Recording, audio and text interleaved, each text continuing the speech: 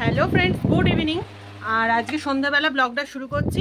আজকে হচ্ছে শুক্রবার সন্ধ্যাবেলা। আর মা এখন একটু কাজে ব্যস্ত। কি কাজে ব্যস্ত সেটাই তোমাদের সঙ্গে ভাবলাম শেয়ার করি। দেখো তাহলে, এই যে আমার পুটকি এখন ঘুরে বেড়াচ্ছে শুধু। এই হচ্ছে মা এখন ব্যস্ত এই শাড়িগুলো গুছোতে। এবার এই শাড়িগুলো কিসের? আমাদের বাড়ি থেকে এবছর রথ বেরোবে, জগন্নাথ দেবের রথ। সেই জন্য বাড়িতে সবাই, কাকিমা, জেঠিমারা, বৌদি সবাই এক রকম শাড়ি পরবো। সেই জন্য এক রকম শাড়ি কেনা হয়েছে। আর মা আজকে ওগুলো সবাইকে দিয়ে দেবে এক এক করে। ইচ্ছা আছে সেদিন সবাই একই রকম শাড়ি পরে সুন্দর করে সেজে গুজে বেরোবো। দেখা যাক কতটা কি প্ল্যান তো হচ্ছে।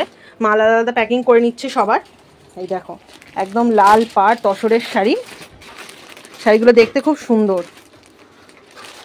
চলো দেখা যাক আর কি হয় না হয়, সবই তোমাদের সাথে শেয়ার করব। তো সোনা কি করছে খালি দেখো।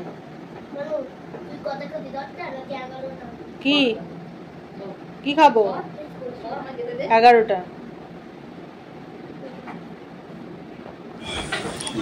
আজকে ডিনারে রয়েছে গরম গরম পরোটা, আলু ভাজা, যেটা সকালে বানিয়েছিলাম চিকেন কোফতা কারি।